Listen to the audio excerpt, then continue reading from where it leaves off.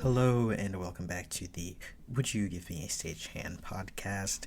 My name is Toby Patan. On this podcast, I interview friends and people I've come to know in my almost 10 years of doing amateur film and asking them about their experiences and their artistry.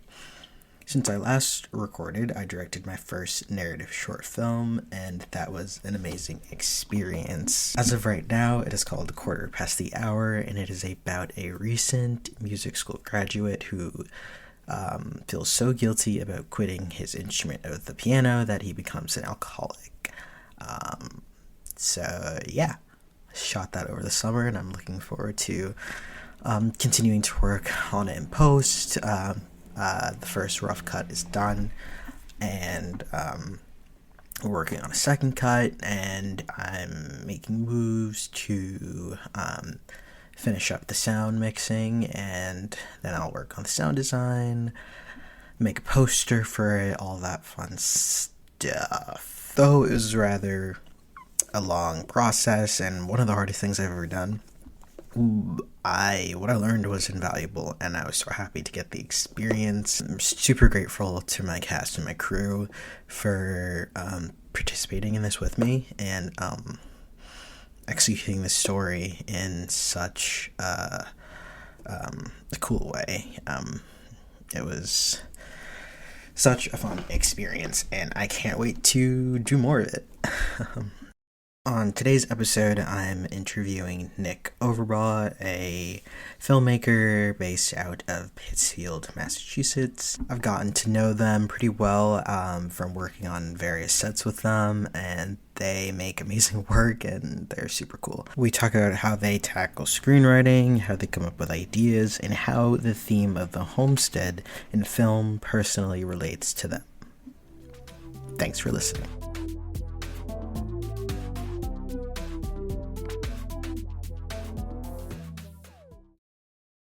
My name is Nic Overbaugh. I graduated from Clark in 2024 with a degree in screen studies. I got my start in film around junior year of high school. I decided that after, some soul searching and career searching, that I was most fascinated with everything that happened behind the scenes of film work, and I decided then that I didn't want to do something that would make me miserable for the rest of my life, and film was kind of the way to get out of that 9-to-5 office grind in my eyes. I have directed 3 films. I've directed 3 films, and I have assistant directed and produced An Abundance of Others. And now I'm at a point in my career where I'm just kind of finding my way around and seeing what comes next. Awesome. So you wear a lot of hats, and I think that's really impressive and cool, and you do all of them super well. So I'm just going to ask you a little bit about each of those hats. So directing, producing, writing, how do you approach those? How do you hone those skills when you're kind of switching back and forth between them? Do you have a favorite? Do you have an avenue that you'd see that you'd really land, or are you really just kind of seeing where the wind takes you? Yeah. Oh, that's a good question. I think my favorite of the 3 is writing. I think I'm best at producing, but my favorite kind of process is directing. So, I'll go into each of those a little. But, I don't even consider producing a film until I have it written out. So the logistics are out of my brain, and I just kind of let my writing guide me. My writing process is very much throw something at a wall and pray that it sticks. I never let anything bog me down. I'm fortunate enough, where I kind of work in the realm of domestic sort of love and like interpersonal relationships and working with the public versus private sphere. So if I go to produce a film I write, I never have a difficult time finding a location because it's like, oh, we're in a living room. Great. So in terms of my directing process, I take a rather theatrical approach with it just because I got my start in theater doing stage management before I even ventured into film. So my directing process just comes from a mash of watching a lot of other directors do their thing. The most important step to me in the directing process is table work. I don't even care that it's up at its feet. It can't be up at its feet unless, the directors or the actors, unless the actors know what they're getting into. So, my directing process relies a lot on team building, and I prefer to write direct in that regard because I can give my actors the fluidity to change lines if they don't stick. I can give them the fluidity to improv. And, my brain alone can never just write on its own. I will never have that confidence ever because filmmaking is such a collaborative process. I say that I'm best at producing because I find myself having a knack for the organizational element of it all. And when it's someone else's set, I'm working to find a line between like how to take over as a confident producer and then not step on someone's toes, because I produce all the films that I direct, right? Obviously, that's kind of the way that the student film realm works. But I find myself going in more of a producing direction. I find it cool / I relate to the fact that you said that you started in stage managing, which was honestly kind of same. I think that in some roundabout way I also landed in film by like starting in stage crew, although I don't have that innate organizational factor. I think in producing, you really have to externalize your organizational skills, and that's something that I find pretty difficult. But for you, it's interesting to hear that that comes pretty easy to you. Is that just nature? Is it nurture? Did you have to like develop that along the way through being in films? Like, Well, I actually found myself having to chill out on that front as I did it. I don't know. I feel things so deeply, and I think that's what makes me, like a confident enough writer and a confident enough director. But when it comes to producing, I had to really take my brain out of that because, of course I want everyone to feel safe on set. I want everyone to have a good experience. But it also took a lot of learning that, sometimes things aren't always going to be so fun. And when it comes down to the nitty gritty and you just got to get stuff done, you have to put your emotions aside. It's like you're there on set. You're there for the people on set. You're there to like tell the story pretty much. I had a good friend say that to me recently, and I never really put it in words. Like, you're there for the story. You're there to serve the story. The organizational element just kind of has always been part of me. I have ADHD, like really bad ADHD, and I've learned to use that hyper focus to my advantage. So when it comes time to like sit down and make, a call sheet, because I also do a lot of AD work, like when it comes to making a call sheet and when it comes to making a production schedule, it's like you sit me in front of a computer and I'm gone for 3 hours just nailing that down just because I'm so zoned in. So sometimes I have to pull myself out of it. Right. Wow, that's I love hearing like inner workings of people, like, and how it like relates to film. That's so interesting. Um, where was I gonna go? There's a few prongs. Okay, so when someone comes to you and it's like, Nick, I want you to produce this for me. I like, I have friends. We have mutual friends who are like, yeah, if you're gonna want a producer, it's gonna be Nick. So, what is the first thing you do? Like, and I produced my first or directed produced my first short over the summer, which you were a part of, and I honestly felt pretty lost. Like, I didn't know really what to do in terms of calling in my producer. I didn't know how to keep them accountable, it was hard to like navigate what I was having them do, what I was doing, and then kind of like coalescing that into a project that served the story. So when someone comes to you and wants you to produce something for them, where do you start? Do you start with locations? Do you start with reading the script? Do you start with just kind of like having a meeting with them and like debriefing? Like, what is the trajectory of your part in that role as a producer? Yeah, so when I'm asked to produce, I typically start with a sit down reading of the script and just a meeting with the person.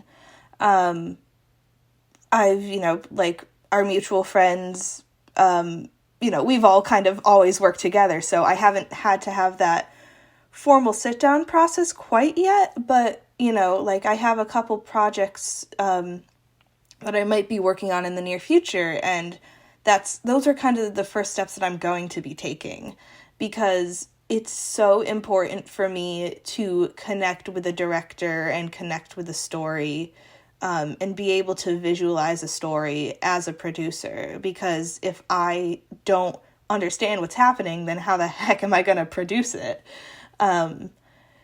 So I have to make sure I connect with the story and connect with the person first. I also ask the person, like, what do you expect of me as a producer? Because I find myself being such a flexible, in such a flexible position, because one director might need like more accountability than another, or, one, director might want some more kind of active like editing and more, critique on the material. So sometimes I find myself bending between like a creative producer and a line producer, and just like being truly a flex role. So the first thing that I do is have those meetings to understand entirely what I'm doing. And then, I get a sense of like when do you want to shoot? Who do you want on your cast and crew? So yeah, no, it's always establishing the relationship between the director and I that I do right off the bat. Okay, so I want to get into writing and how you approach that, and the writing side of film, because in kind of like delineating those three things, directing, producing, writing, you said writing is your favorite. And I feel like most like quote unquote creatives or artists or people who write anything, regardless if it's like books, essays, write for screenwriters, they kind of have a love-hate relationship with it. For me, like, love coming up with ideas. I love like having like coming up with like a tiny pitch in my head and then visualizing that, and through further development that becomes screenplay, that screenplay becomes a film. And so for you, like, what really stands out to me is your writing and how that translates to the screen, specifically with like Ask the Birds, The Bread Knife. So where do you start? Like, do you write down a tiny little pitch in your notes app? Do you try to write for 10 minutes out in a document? Like, how do you start? Yeah, so my means of starting a script have evolved over the past few years. I started writing I started writing kind of just as an exercise with a stack of Cards Against Humanity cards. So as sort of an exercise and just keeping my brain moving, I would, once a month take out a white card from a Cards Against Humanity's deck, and I would just write based off of whatever prompt it was giving me. I've had some pretty silly ones. But, before and after that, I started writing just based on picking an object in my immediate surrounding. So I wrote Talking Heads because I had these two mannequin heads sitting in my apartment, and it just I don't quite know how the thought process went. I usually black out during the thought process. But what I ended up with was this kid who has this codependent relationship with his head, but his roommates don't like it so much. Because, I have a couple roommates who weren't a fan of the decapitated Macbeth head I had on our mantle. So, Talking Heads was developed through that. Ask the Birds was actually a class assignment. I spoke with this wonderful local Worcester artist named Jill Watts, and herself, her as a person, is so energetic yet so strikingly calm, and she incorporates a lot of Buddhist practice into her life. So Ask the Birds was developed on that balance of energy. And the idea of home.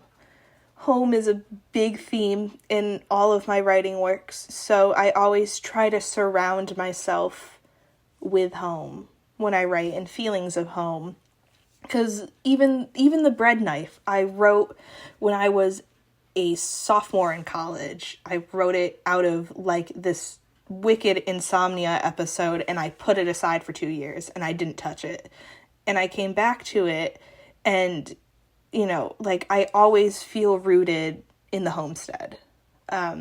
So to kind of give you a roundabout, the generalized answer of your question, I write on feeling. If I find myself attracted to something, no matter what it is, whether it's a random object in my house, or whether it's a person's energy, or, whatever mania I'm feeling in the moment, I just jot it down in a notebook. I write everything that sticks with me. I've done this more recently.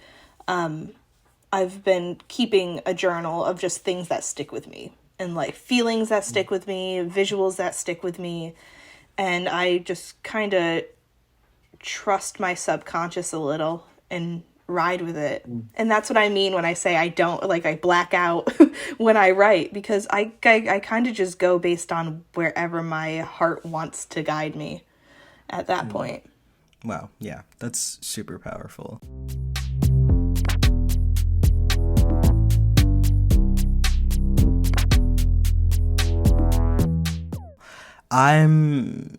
I think I'm still getting to the point in being confident about my writing and my screenwriting, and it's really hard because it's kind of in a way, it can be an infinite process. So I remember having more or less rough / complete-ish version of a script, bringing it to you, and I was like, oh, this is a great writer, I'm gonna get all the answers, da da da da. And then it was not necessarily that, it was still me learning that there are kind of a lot of divots and places to go with writing. Even when you're completely confident in it, there are so many things to consider. So I wanted to ask you, what is your process for that? How do you know when your script is done? Do you send scripts to writers you trust, friends you trust, people who have no idea about anything about film, and ask hey, what's your first thoughts on this? Does this make sense to you? Would you watch this? Would you follow it? Talk about that process and before it gets to the screen. My script is never done. In my head, my script is never done. I feel there's always so much more work that I could be doing on it. But, like, I guess, logistically speaking, when I'm complete with a script, right, I always send it to people who don't necessarily do film. And I'm like, we're gonna do a read through of this story. What holes are you finding? Like, how are you feeling towards this? And the difficult thing with writing is it's not quite visualized yet. So there are some people that aren't as familiar with film, and thus maybe can't visualize it as well. So every perspective is of value, though. Like, I love giving it to people who don't work in the arts, because, it comes from a totally unbiased consumer perspective of like, oh, this is like, you're boring me in this section. This section is boring. You're boring.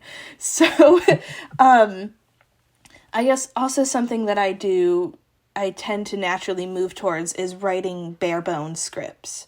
So I'm not always giving a precise location. I'm not always giving specific action or emotion. And that's where I hand my script over to my actors.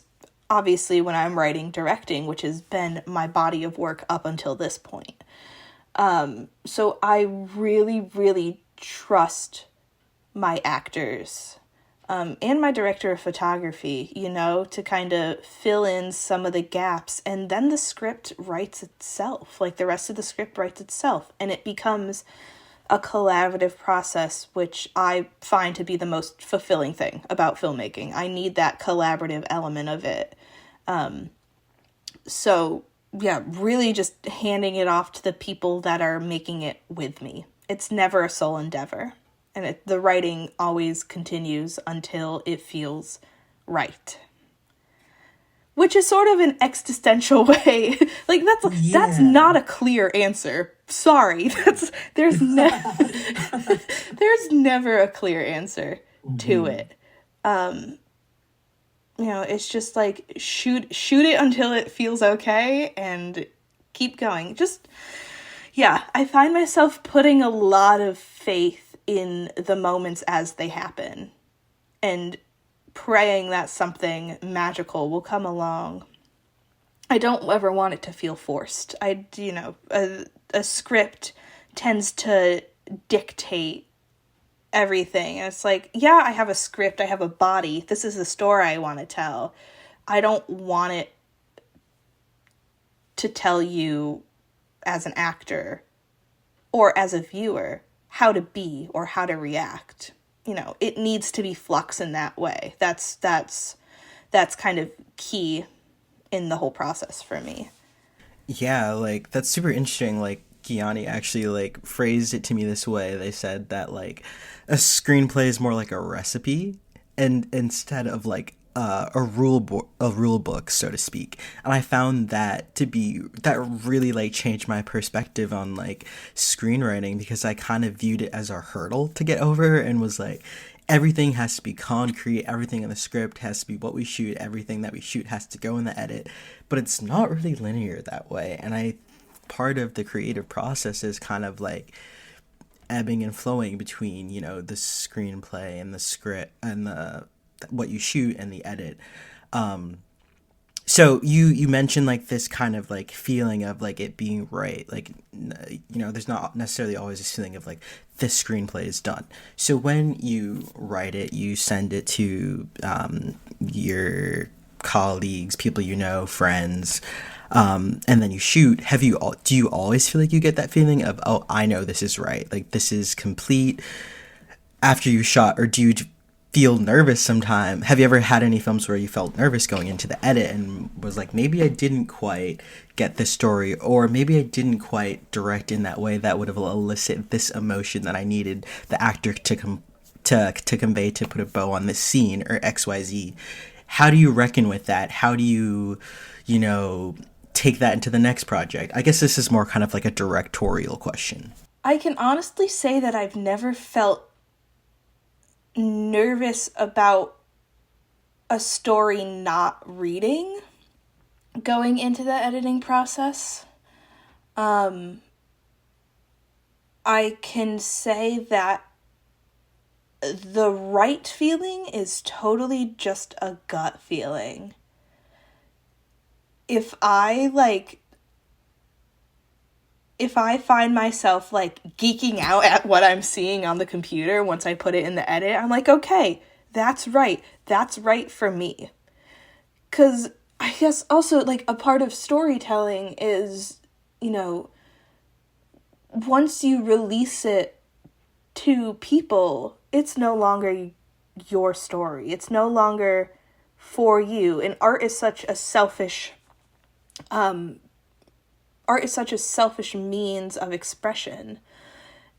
And it's taken a lot of humility in breaking down some of like the pride I have about like perfecting my movies.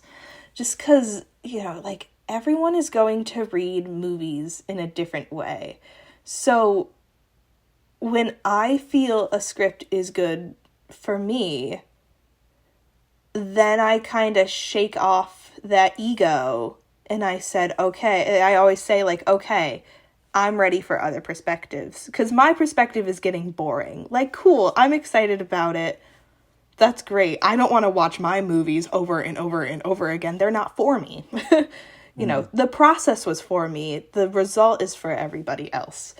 So Ask the Birds. Ask the Birds is always so funny of a watch because when I first started dispersing it, I had so many mixed reactions by it, and I was so excited to hear all the mixed reactions because I had people falling asleep during the screening, which is an honor. It's an honor because I feel like it's wild because you're feeling comfortable enough, or this media is. You're so right. Yeah, it's supposed to be this like atmospheric. You're lost in sort of this nature-y heterotopia, for lack of a better word. And it's like you're falling asleep or you're really bored, but I just refuse to believe it. Exactly. That's actually... No, I doubt. No, I totally believe it's the first reason. I love that you say that. No, keep going.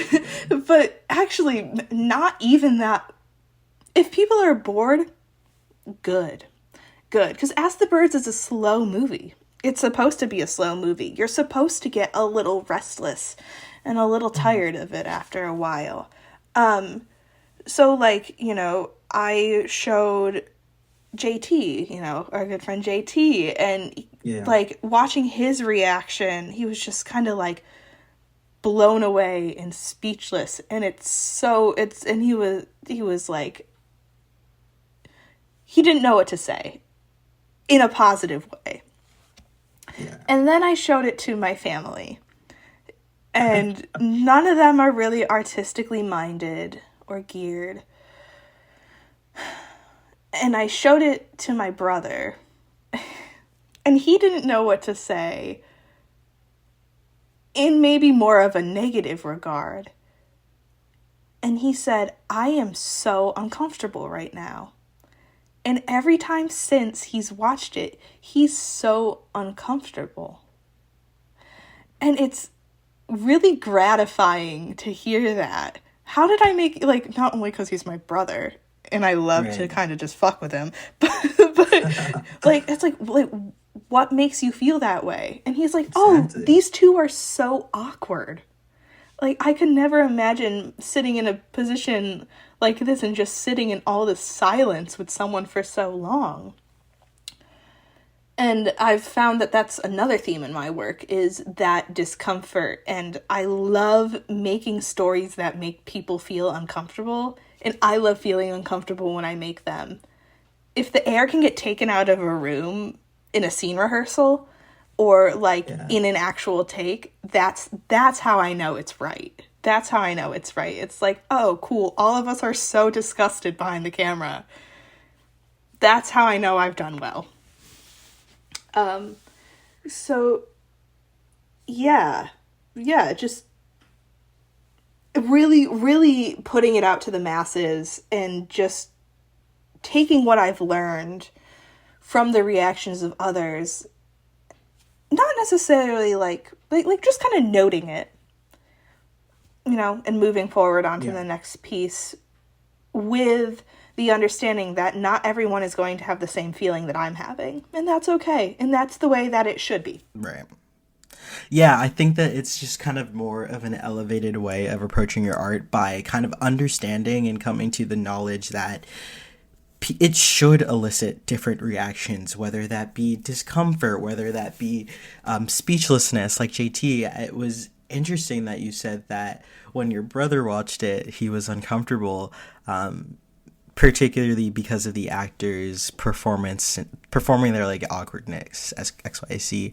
For like on the one hand, that could be interpreted as, oh, these well, first of all, it's fake. These people are not real. They're just characters. But I don't know. From his perspective, it could have been like, oh, this real hypothetical situation I'm viewing, these people are so awkward. Like these real people are so awkward. But from the artist's standpoint, it's like, well, that's how I wrote it, and that's how I directed it, and that's how I cast it, like XYZ. So is that kind of how you felt when you showed it to your brother? Like, did you kind of feel like I did something right, or was it more just like, okay, well, you don't get it, sort of thing? And everyone takes work for what it is and interprets it into their own experience. And I think that's why he reacted the way that he did, because he knows that location because him and my dad and I would go fishing at that pond when we were little. Like again, coming back to this home element, like I really Right. wanted Ask the Birds to feel like home for me. So, every single little element, including the location, injected a bit of what home meant for me. So like he's seeing this as, maybe the spot that my dad and him and I would go fishing at when we were like 3 and 5. And, now he's sitting here watching this. He doesn't know what to say. He also like kind of knows one of the actors. So that sort of breaks your disbelief a little bit Yeah, too. you're right. Mhm. And I can never go into analyzing what's going on in his head or anybody's head. Like, but I could imagine that his discomfort sat in a lot of the not knowing what to do or where to go, like being stuck in the space and just kind of having to deal with it, Yeah. deal with the awkwardness. Because IRL, he can always leave that pond whenever he wants to, but when you're sat in front of a screen with your sister who's expecting you to sit and watch the whole movie because you're a supportive brother, Yeah. then yeah, you're gonna feel uncomfortable. You kind of have all these pressures and outside life Yeah. experiences, and that goes for everybody else, because I've heard people say that they found this movie incredibly meditative. I've had people say that this is like an incredibly hilarious movie to them. And then I have people who, like Nathan, who say that they're so uncomfortable at the end of it that they don't know what to do. Wow. So, because we were already on the topic of Ask the Birds, I want to.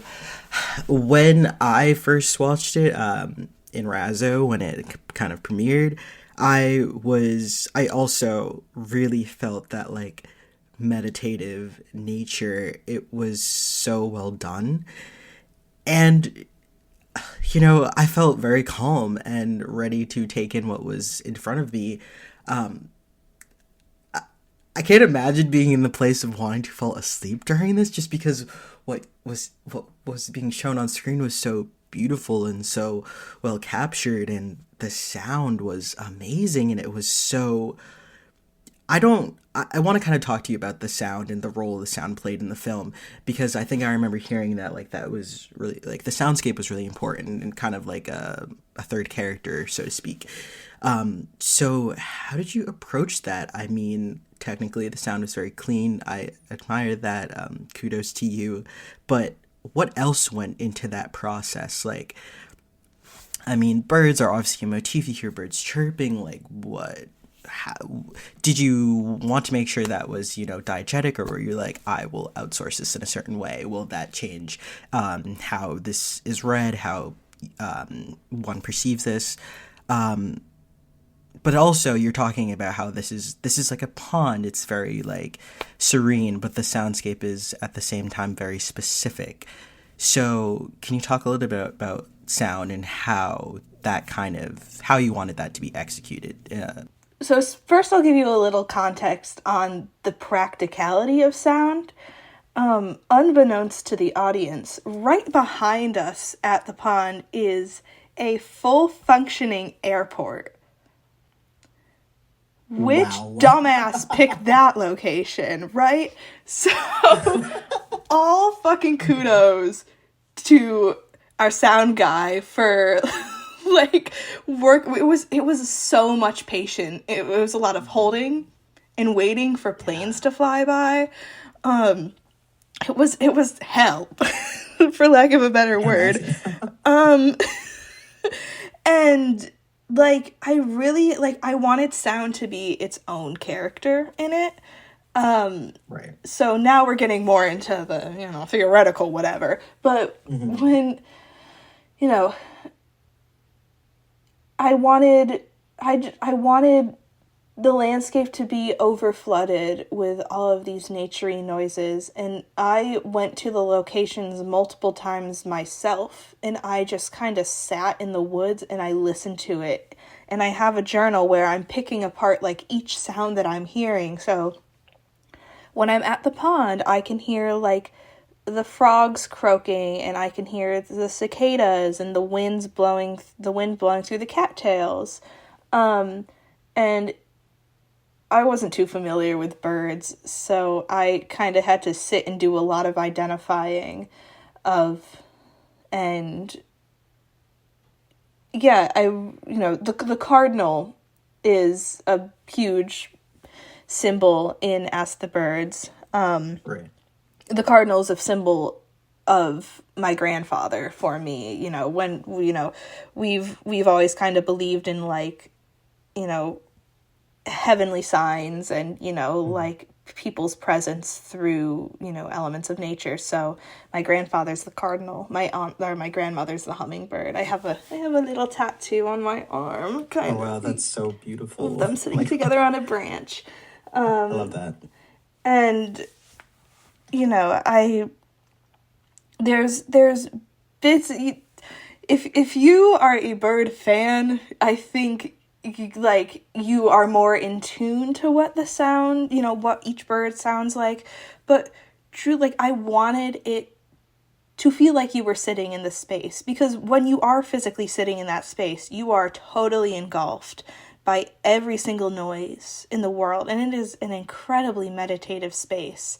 And each location had its own soundscape.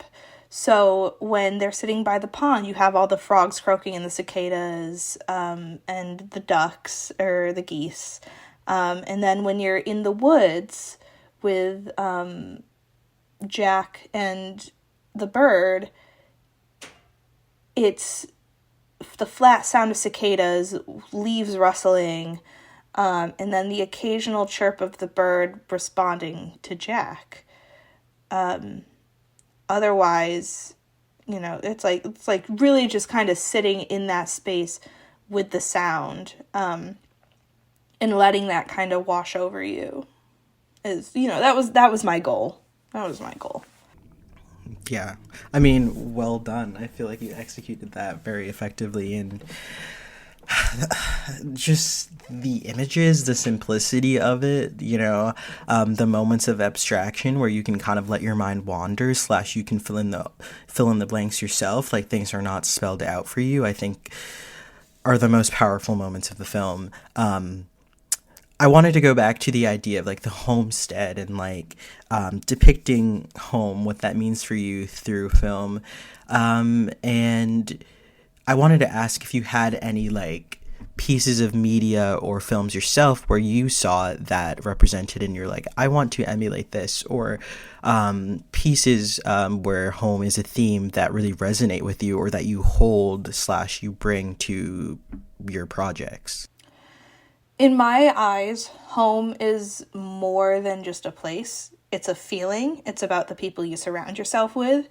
So I I have some media that maybe doesn't exactly align with the visual element of home, but they're feelings of home for me. And home comes with like understanding and empathy. And I would say my most visual representation of home in terms of inspiration is Marriage Story by Noah Baumbach. And the bread knife is heavily influenced by Marriage Story, and that use of space and the use of division that Gianni and I tried to emulate in The Frame. Like that was kind of the bare bones of it. And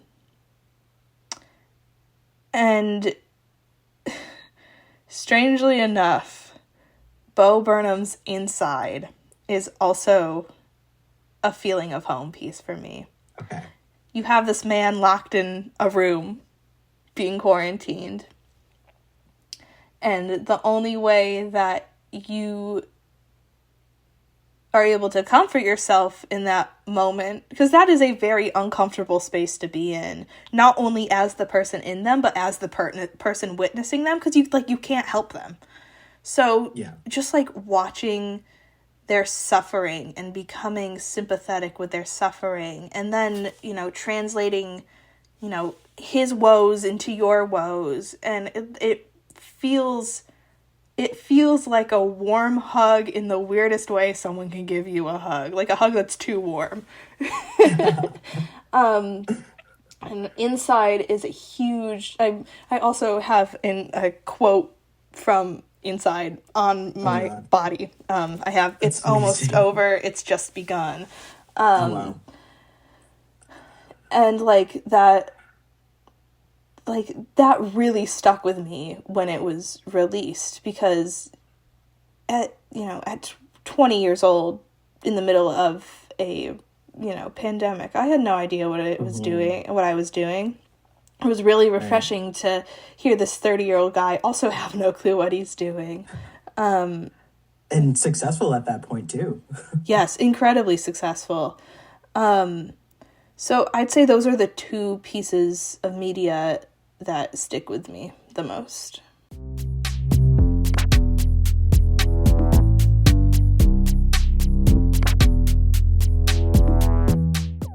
I love those. I remember now, I think I might have said this offhandedly. I don't know, it might have been Strangers. I remember you saying that, mentioning Marriage Story, and I was like, oh, it wasn't my favorite, or XYZ, but now I have so much context. I think I remember you saying that you were like, I wrote my thesis on this, and I was like, oh wow, they must really like that story. But it's so interesting to hear you say that Marriage Story was kind of exemplifies home for you, because, or in a piece of media, because it's an intense story. It's a very, raw look at a marriage, kind of at its end and dissolving. I mean, you might not have interpersonally relate to that, but I also hear what you're saying about how it kind of painted such a distinct picture of home and of a home, and I can really see how that kind of reflected through Ask the Birds.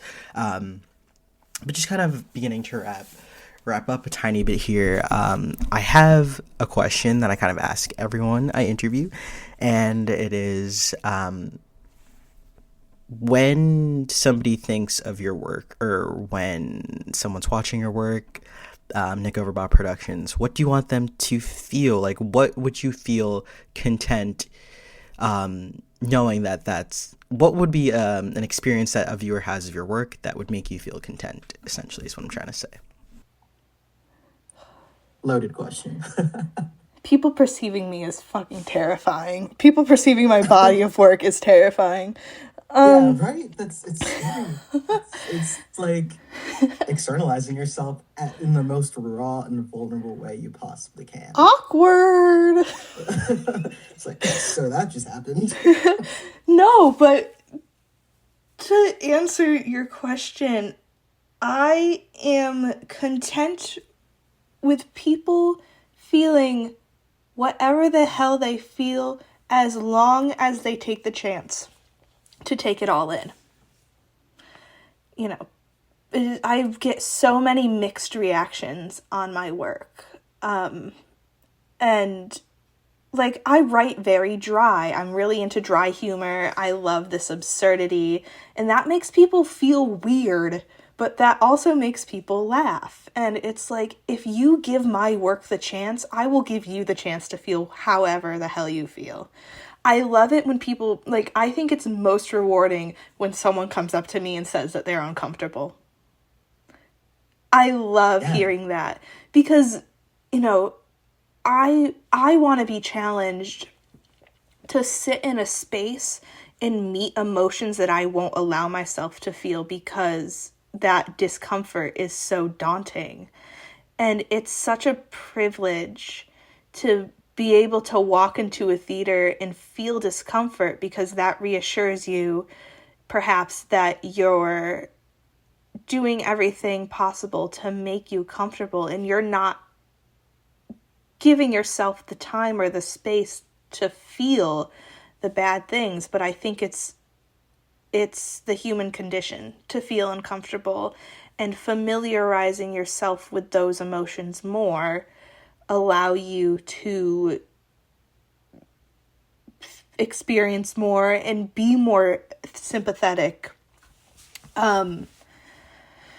And, you know, I think you should feel uncomfortable every once in a while. That's kind of my goal. Yeah. I just want you to feel a little awkward and sit in it for a bit and understand how it affects you.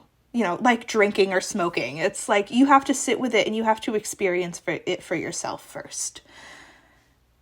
Yeah, that's amazing. It's kind of like, it's when film becomes visceral and when it becomes more than just something you see on screen, something burned onto a DVD, like how it's impacting somebody else, how it's eliciting an emotion.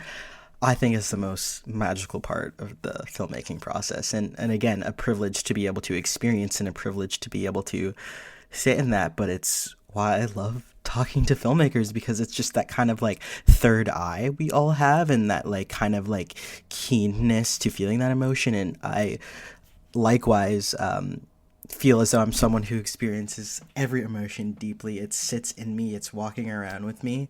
And so it's kind of cool to kind of see that becoming a through line in like other filmmakers I talk to.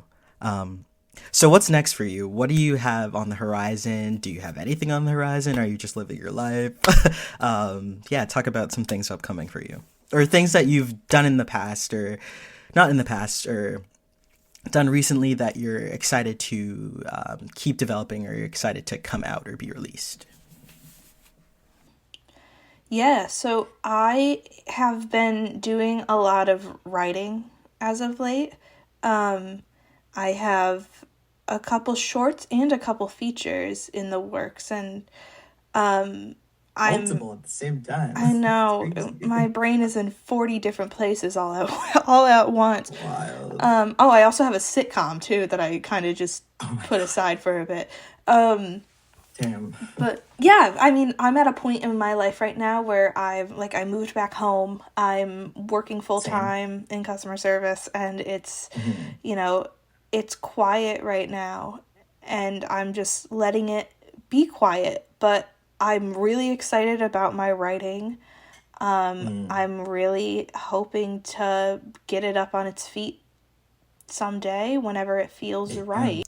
That's awesome. Oh my God. It's just like, just you being confident in that just makes me feel confident too. It's just like, you know, accepting the space for things to be quiet, but then feeling confident in your work and like quietly working on it. Like, of that sentiment. I can't say that I feel 100% confident in that feeling, and I don't think yeah. I ever will. Well, but just like fair. That's trusting the process, and just like letting things be quiet for a bit and not freaking out, because I'm always so go go go. But I've been fortunate enough to have a space to kind of land and say to myself, all right, I'm going to work this customer service job for a bit, and that's just the way that it is. And let's see, John Bellion has this great quote in one of his songs, my heart is in the future and I know where I belong, it just takes time. So I'm giving myself the time. Yeah.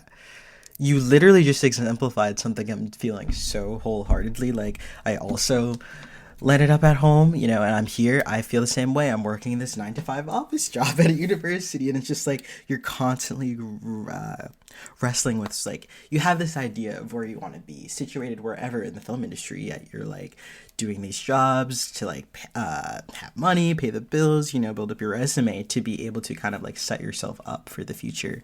And, you know, it is, you know, a gift to be able to kind of like hold those projects artistically with you while you're doing that. So where can people find you, and where can people watch your work? Are you on socials? Promo. Promo. You can find me at my website, www.nicoleoverbaugh.com, and I am on Instagram at videoverbaugh. And, you know, you're really using that last name. Yeah. And I'm always I'm like posting my endeavors and, you know, like anything film related. Yeah. I mean, also, like, text me. Just text me. Yeah, you are a great texter, which is so rare. Yes. Thank you. I appreciate that about you. Thank you. Oh, my God. Yeah, so I'm around. Awesome. That concludes this week's episode of the podcast. Stay tuned for future episodes where I aim to interview more people that were on my cast and crew for the film I shot over the summer, to give you an inside look into the worlds of indie filmmaking from the perspective of a guy trying to make a career out of it. Thanks for listening.